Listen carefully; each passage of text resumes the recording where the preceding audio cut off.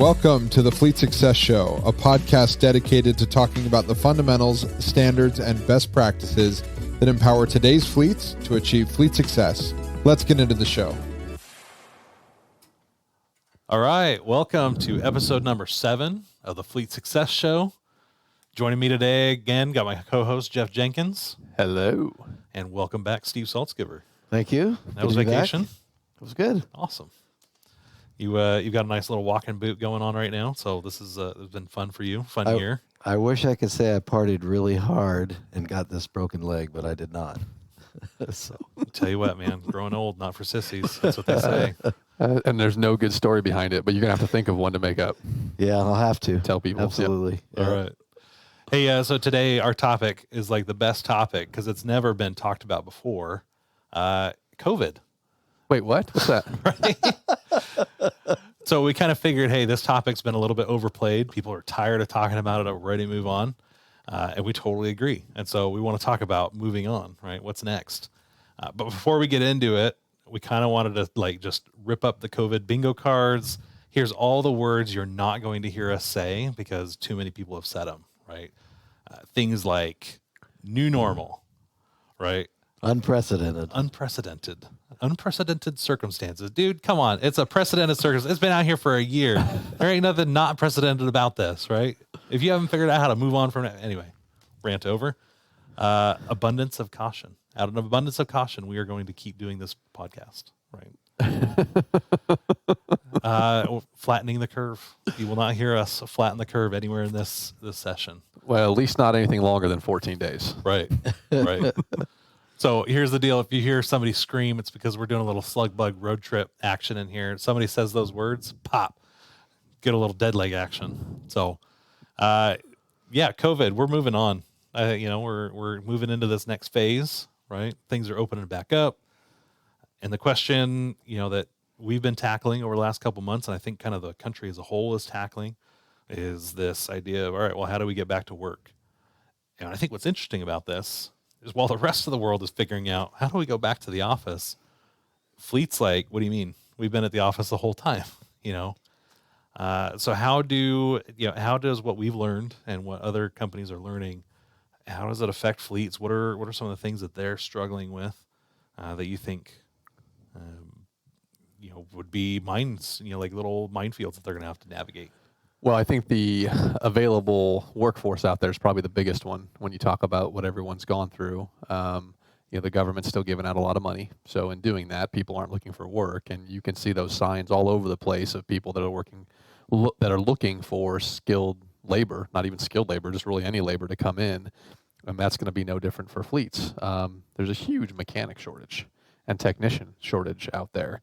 And it's not just because of this and just because of, the extra government funds people are getting. It's also because there just isn't that skilled labor that has, gone through school and acquired those. So that's probably, in my mind, the biggest thing when it comes to, hey, let's get back to where we need to be. But you can't do it without actually having those qualified people working for you. Yeah. I think it's, you talk about the technician shortage, definitely something that was happening before this. And now all of a sudden it's totally exacerbated, right? Like it's a bigger situation than it was before. And it's not even just, technician shortage. We went out to eat the other night and they were looking for, just busing people and waitresses and they couldn't find them. Yeah, all across the country. All trades are You've affected. got trades, Yep. you've got, even in, here we are in high tech, we're having trouble. Like, hey, how do we just fill some of these technical positions? Even low-skilled positions, hey, we just need receptionists. Finding positions, finding people that are willing to work and do it. It's been interesting how the labor market has shifted so much from just a year ago. And it's not like they all went away and just, stuck their head in the sand because not everybody was working for minimum wage anyways. But, man, what a just a tectonic shift in the labor force over the last year. It's crazy. It makes you wonder how people are making a living, right, are actually able to exist with all that's going on. It's a real boondoggle just in the country right now. It's just so weird and so different. Have you seen those signs on the internet that have been posted about, like, restaurants just completely closing down because they can't find staff? They don't have staff. They don't have staff, or signs that say, hey, please be patient with us. Yeah. we're working with what we've got. We can't hire anybody. No one wants to work anymore. So it's crazy. But yeah, it definitely, I mean, it trickles to fleet. It trickles everywhere. There's some people who have been off now for almost over a year Uh-huh. on unemployment. I saw that the feds are cutting some of that off, or starting to, in the States. And it will start weaning, right? Yeah. So I mean that'll help a little bit to get Yeah, get going, right? get going. So I think it's curious though, is where's everybody else, right? Like where is the unengaged workforce? Because you look at the unemployment numbers, like they're going to start coming down here, but unemployment doesn't include disengaged workers, right? When you've got workers that could get a job but have stopped looking for a job, getting an idea on how statistically significant those people are, what's that number look like? I think that's a big shift of why you're seeing why we've got all these job shortages, in industries that did never have job shortages before. Technicians and drivers are one thing because it was always like that, or at least it was a problem beforehand. But now it's system-wide. and then add on top of that the supply chain shortages we've got with the chips and with the parts, and Boy, that came out of nowhere, didn't yeah, it? I mean that's becoming an epidemic now. It's shutting down. Over by my home, back in Salt Lake City that I just came back from. There's lots filled with trucks, just That they sitting, can't sell. just sitting there. Can't do anything with them. Yep. So Well, Because they're not finished yet. Yeah, but when you tell everybody to stay home, don't come to work, these people aren't going to these factories. Well, what did people think was going to happen? I mean, it's Right. pretty common sense. Hey, don't go to work, right? I was working at a trucking company in Illinois during this, and the owner, he was like, "Yeah, we're not playing this game. Everyone's coming to the office and you're working." And everyone actually, probably 80% got COVID because of that. But guess what? They got their 10 days out. They came back, and now everyone's back to work. And he was functioning better than most because he was requiring people to come back to the office. And sure, people were pissed off, right? They wanted to work from home or do whatever else and have a much easier life. But, the work's got to go on. And there's something to be said for being able to collaborate with the people you work with face to face and not having to sit there and wait for a Zoom call, not to mention all the wasted time and hours people have at home when they're actually not engaged with their job. it's much better being in 3D. It is. I mean, I have to agree. But I don't think they thought very far ahead on the supply chain thing. I mean, they're in a rapid mode making toilet paper and things that were necessities for people, but no one really thought far enough ahead to think about auto parts or Chips, yeah, right? or Silicon chips, chips. But if you think about it, I mean, what were the auto manufacturers doing then? They were making respirators, right? They'd kind of shifted their entire mode. Yeah. Well, So now we're going to reap that problem. respirators that aren't needed. Yeah, Anymore. Yeah. It's interesting. We were actually talking about this on the NAFA boards, right? About how is this impacting fleet, and you talk about specifically the vehicle shortage, right? And now all of a sudden, you're not going to be able to replace vehicles because they don't have inventory to replace them with, and so we're going to be extending the life of vehicles as we come back. And that's going to be interesting on the budgets, and it's going to be interesting on maintenance cost. And Although there is a bright side to this. I mean, during the COVID, there was a lot of people not utilizing vehicles. it's true. You So know, now you or had a lot of utilizing surplus, it a and lot so you can less. extend the life of them anyway, Yeah, just so naturally. there could be some benefit to that, unless they were already extending the life beyond their life models, and then now you've exacerbated that problem. Yeah. Well, of course, if they're already doing that, it's it was a problem beforehand. It's just a Exactly. little bit bigger problem now. Jeff, you were talking a little bit about as people are coming back to work, just this angst that they have, right? And like that they had at your last company. I've been hearing a lot, no, it's just what I've been hearing. I haven't seen a lot of it yet. But this idea of this great resignation that's going to happen as everybody is shifting back to work, and more and more employers like yours and kind of like we've done here are requiring, hey, we've got to come back into the office, right? We've got to come back and be in person. That in the skilled workforce and kind of the high tech white collar workforce, anybody that could have worked from home, now that they've realized, oh, I can do my job remotely. Now that I'm being required to work from the office, I'm going to look around and start looking for a different opportunity, right? And how does the Great Resignation, how does it impact fleet? And B, like how do you help overcome it? Well, I don't think it impacts fleet because, like you said in the beginning, most of those people were already working, and they were not working from home because they couldn't work from home. You can't be a mechanic and work from home. There's no way. Right. Yeah, you just can't do it. You're not bringing vehicles to your house and working on them in your driveway. That's Right. just that's not the case. When it comes to office staff, kind of that management and whatnot, I think that it will probably have some effect. But the Great Resignation, the moment the people realize they have to get to work, I don't think it's going to happen. I think right now, because there's a lot of noise about it, the people are feeling emboldened by that. But at the end of the day, if a company wants you to come to work, guess what? You're going to come to work. And if you don't want to, go choose another place to work. I don't think it's going to change much. I think you'll probably maybe see an increase of about 10% that'll allow people to work from home, but it won't be much greater than that. And people aren't just going to quit left and right because they can't work from home. They still have to make an income.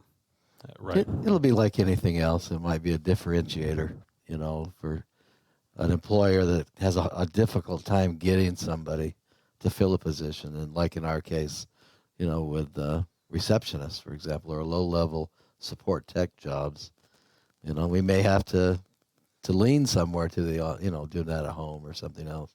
But that's no different. I mean, I've had a niece that's been working from home for 20 years for JetBlue. Mm-hmm. Nobody knows the difference. I mean, they think she's on the same switchboard with somebody next to her. Yeah. So some are just more advantageous to do that, but others are not. But then you have to lose, in our case, what are those perfunctory things that you lose? Putting files away, signing for UPS shipments. There's still some logistics involved, some hands-on activities. Yeah. So, and I know one of the big things for us with remote versus in person is that communication channel. Like right now we're sitting in a room, we're talking to each other, we can see each other's facial expressions, we can read the tone of the conversation. I could tell you, being on Zoom, obviously we've all experienced that Zoom fatigue, and where you can't really tell, oh, is it my turn to talk? Like, oh, I had something to say, I got to raise my hand, right? So somebody knows I'm about to insert myself into the conversation.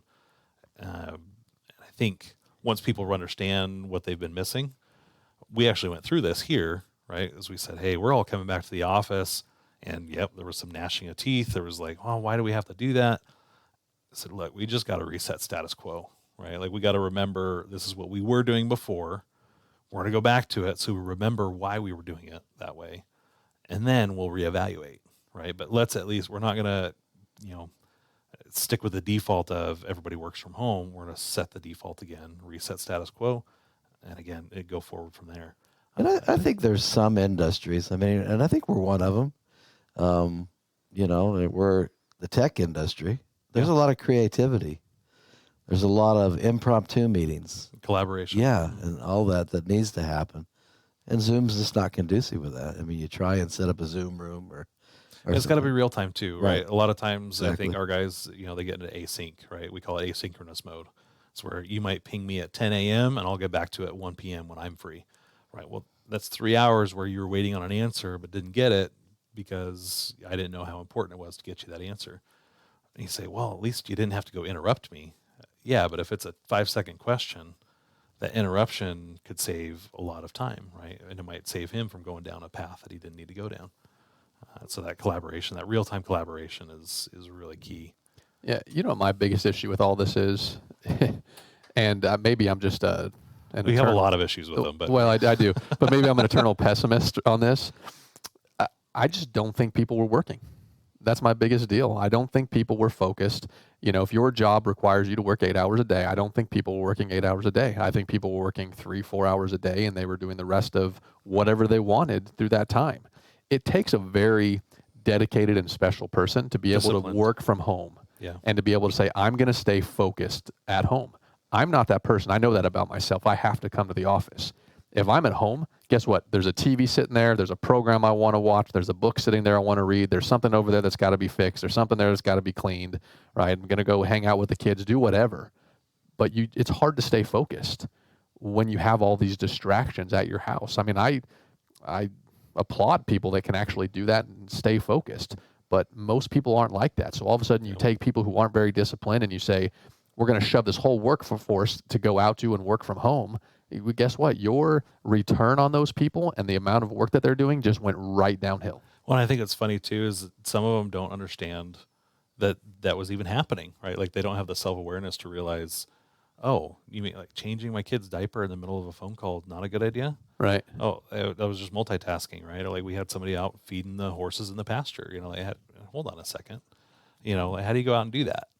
And it takes that discipline to recognize, okay, I've got to be able to focus on my job. And you get an interruption at work.